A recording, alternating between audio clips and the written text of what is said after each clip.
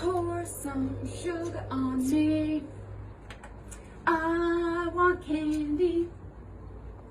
Oh hey, I was just going through all my tracks for diabetes camp. I mean my mixtape for diabetes camp.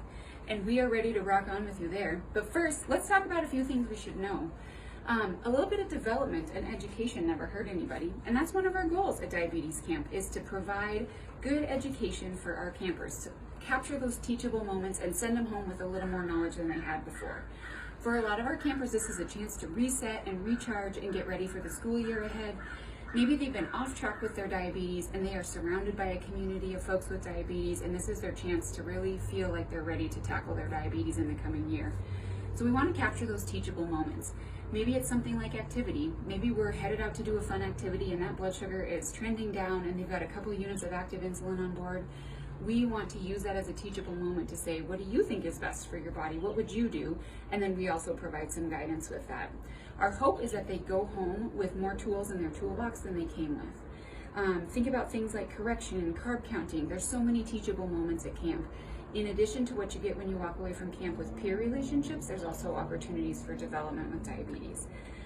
We want to remember that we don't define our kids by their blood sugars. We don't define a kid with a bad blood sugar as a bad kid, or a kid with a good blood sugar as a good kid. Same thing with A1C. A kid with a really high A1C isn't a bad kid, and a kid with an awesome A1C isn't necessarily a good kid.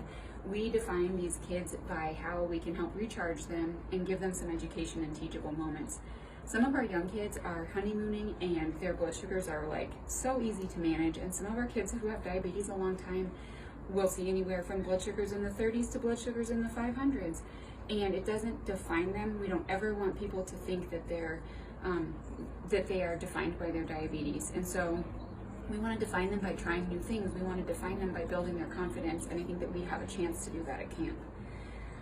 One of the things that we can do to help build confidence in our campers is to ask them about goals.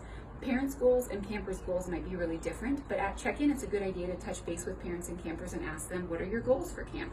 What do you hope to accomplish while you're here? Do you want to try something new for the first time? Is there something that you have been really working hard on with your diabetes that you want to hone that skill while you're here?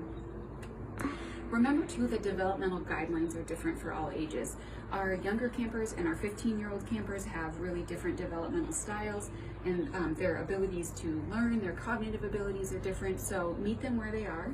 There are great charts in the MYDA handbook to talk about developmental goals that are appropriate for different age groups.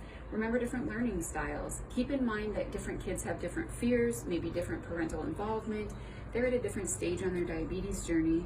And peer relationships influence a lot of this. So let's use the tools that we have to help educate our campers, help them go home with a really renewed sense of caring for themselves and tackling their diabetes with the knowledge that you can do anything with diabetes. So rock on, see you at camp.